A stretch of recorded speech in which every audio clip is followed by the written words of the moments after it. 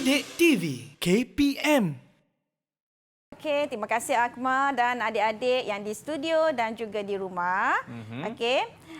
Untuk gimmick tadi sebenarnya, Abang Akmal sedang mengira bayaran-bayaran untuk dengan cepat, dengan kaedah yang cepat. Bagaimana nak mengira harga-harga barang-barang tersebut. Okey, jadi sebenarnya Akmal, gimmick tadi ada kaitan dengan apa yang cikgu nak ajar hari ini. Okey, hari ini kita akan belajar bagaimana nak membundar semua harga-harga ini. Apa pula tujuan pemudaran tadi? Supaya kita dapat mengira dengan cepat, dapat satu nilai yang lebih cepat. Ya, cikgu. Saya rasa bila cikgu ke depan ni kan macam, clear betul macam 4K cikgu. Cuba cikgu ke belakang sikit cikgu. Cikgu ke belakang sikit. Barulah saya nampak cikgu. Tadi macam, depan sangat cikgu saya ni. Cikgu belakang sikit cikgu, belakang sikit. Terbaik, cantiklah cikgu. Okey, cikgu. Katanya bukan kita dua saja kan? Okey, ya. Ada lagi murid-murid yang akan bersama dengan kita. Siapakah mereka cikgu? Silakan. Okey, nampaknya Akmal nak berkenalan dengan murid-murid cikgu. Cikgu bawa special daripada Kelantan ni. Mek-mek kita. Ya, mek-mek Kelantan. Okey, jadi izinkan ya cikgu perkenalkan pelajar murid yang pertama cikgu adalah Nur Zaidatul Ain Afika binti Zailani. Halo, Assalamualaikum. Okey. Dan murid kedua mek Kelantan yang comel iaitu Nordini binti Kamarudin. Yang mana satu tu? Cuba angkat tangan. Hai Dini. Okey. Dan mek Kelantan yang ketiga adalah Siti Fatimah Karimah binti Zulkifli. Comel-comel lotes semua cikgu bawa hari Saya rasa diorang ni ada mix lah cikgu, Kelantan campur Korea kan? Betul, sama macam cikgu dia lah kot. Okey. Baik, inilah dia murid-murid yang akan bersama dengan kita untuk slot kali ini dan saya pasti semua dah tak sabar untuk belajar bagi mata pelajaran matematik bagi topik angka bererti. Jadi tanpa buang masa, jom kita mulakan kelas kita cikgu. Jom. Okey, terima kasih Akmal.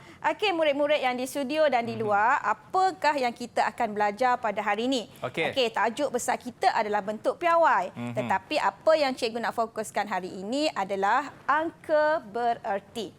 Okey, ada dua subtopik yang cikgu akan ajar murid-murid pada hari ini. Yang pertama adalah menerangkan maksud angka bererti. Baik. Dan seterusnya menentukan bilangan angka bererti. Faham dan tahu bilang angka bererti. Okey. Yang kedua, tadi yang Abang Akmal nak kira-kira tadi.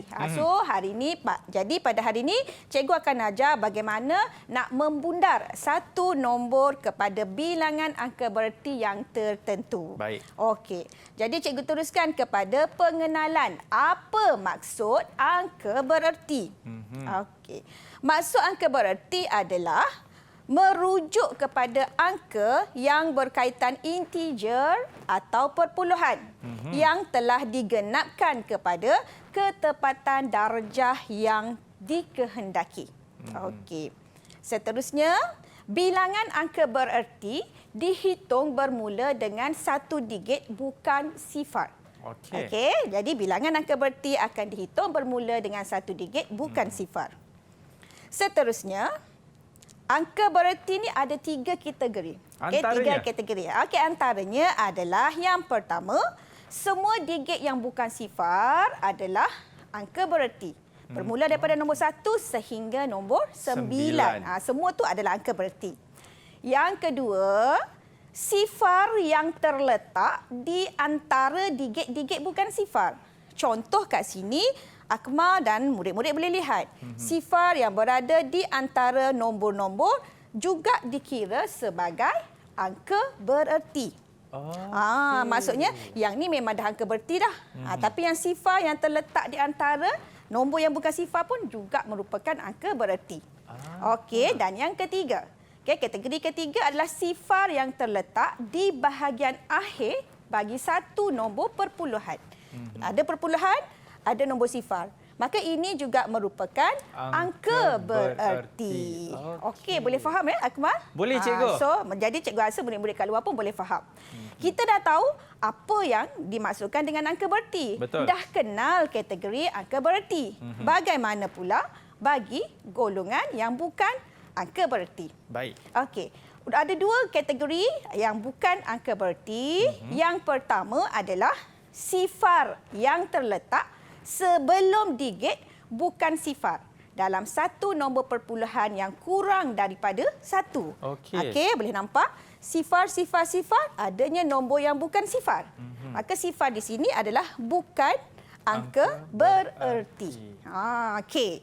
Yang kedua, kategori yang kedua adalah sifar di hujung satu nombor bulat kecuali dinyatakan tahap kejituannya. Contoh nombornya adalah, nampak sifar di belakang. So sifar yang di belakang ni semua bukan nombor bererti kecuali dinyatakan tahap kejituannya. Boleh faham ya? Okey. Seterusnya, untuk lebih pelajar faham, cikgu bawakan satu contoh. 8 sifar 3 sifar sifar sifar. 8 dan 3 bukan nombor sifar, maka ia merupakan angka bererti. Betul. Dan sifar di antara angka yang bukan sifar juga merupakan angka bererti. Betul. Tetapi sifar selepas belakang di hujung sekali bagi nombor bulat bukan angka bererti kecuali dinyatakan tahap kejituannya. Apa tahap kejituan? Nanti cikgu akan ulang nanti pada selepas ini, pada contoh selepas ini. Okey. Baik, seterusnya. Kemudian, bagi nombor perpuluhan. Sebab kat sini kita kena bezakan antara nombor bulat dengan nombor perpuluhan. Bagi nombor bulat, tadi cikgu dah terangkan, sekarang bagi perpuluhan. Sifar perpuluhan sifar-sifar adalah sifar sebelum angka ataupun digit bukan sifar. Jadi ini adalah bukan angka bererti. Okey. Dan sifar di antara dan sifar selepas ataupun di hujung nombor perpuluhan adalah angka bererti. Jadi kat sini anak-anak boleh nampak kalau yang nombor 5, 1 dan 4 semua murid-murid nampak nombor yang bukan sifar adalah angka bererti. Ya, dan sifar di antara dan di akhir perpuluhan adalah angka bererti. Manakala sifar sebelum digit bukan sifar bukan angka bererti. Okey. Dan untuk lebih faham lagi, boleh lihat pada papan putih kat sini.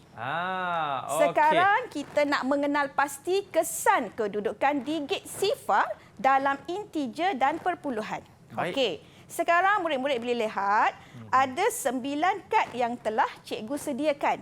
Yang mana kad ini ada nombor integer dan ada nombor perpuluhan.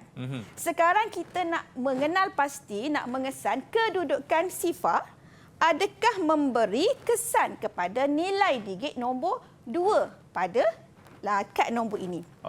Contoh pada kad yang pertama, digit 2 adalah di kedudukan rumah ribu. Dan kedudukan nilai digitnya adalah 2,000. Sifar di belakang tidak mengubah kedudukan digit 2. Nilainya masih 2,000. Sekarang sifar berada di tengah, juga tidak menukar kedudukan. Digit 2 juga masih lagi kekal 2,000. Tetapi pada kad ketiga, apabila sifar berada di bahagian depan, nampak tak Akmal? Berubah tak kedudukan 2 tu? Dia berubah dan nilai dia pun berubah sebenarnya. Ya, betul. Okey, cikgu perlukan bantuan pelajar-pelajar cikgu, murid-murid cikgu. Siapa boleh bagi tahu cikgu sekarang kedudukan digit 2 tu berapa agaknya? Okey. Siapa nak jawab boleh angkat tangan. Dah berubah ke atau tak berubah? Okey. Zaidatul, boleh bagi jawapan pada cikgu berapa? Adakah dia merubah kedudukan nilai digit sekarang? Berubah. Ya, berubah. Betul, Akmal. Sekarang kita nampak daripada kad 1 dan kad 2, digit 2 ini nilai tempatnya masih dalam kedudukan 2,000. Tetapi sekarang bila sifar berada di depan, digit 2 sudah bertukar tempat ataupun nilai menjadi 200. Nampak kesan kedudukan sifar tadi merubah kedudukan. Sama juga kalau kita lihat pada kad 4 dan kad yang kelima.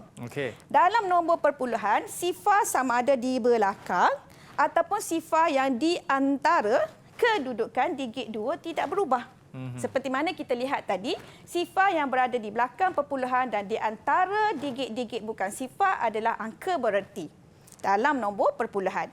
Jadi di sini kedudukan digit 2 masih kekal di tempat sar, yang ini pun di tempat sar. Tetapi bila sifar berada di depan, kita dapati digit 2 sudah berubah. Dah menjadi sifar perpuluhan 2 ataupun nilai tempatnya adalah per 10. Okey, dan kita lihat pada kad ke-7, 8 dan ke-9, dalam nombor perpuluhan, sifar yang berada di hujung ini tidak mengubah ataupun tidak memberi apa-apa perbezaan pada digit yang ketiga. Betul. Jadi kesimpulannya, cikgu dah rumuskan dalam slide ini. Kad 1, 2, 4 dan 5. Okey, kita boleh lihat kat sini kedudukan digit sifar yang terletak di antara atau di bahagian akhir nombor mengekalkan nilai tempat digit kedua. Manakala kad 3 dan 6, kita dapati apabila sifar berada di bahagian pertama, ia telah mengubah nilai tempat digit 2 tersebut. Dan akhir sekali, kad yang ke-7, 8 dan 9, kita dapati kedudukan digit sifar di bahagian akhir perpuluhan tidak mengubah nilai tempat digit 2. Itulah pengenalan tentang angka bererti. Didik TV KPM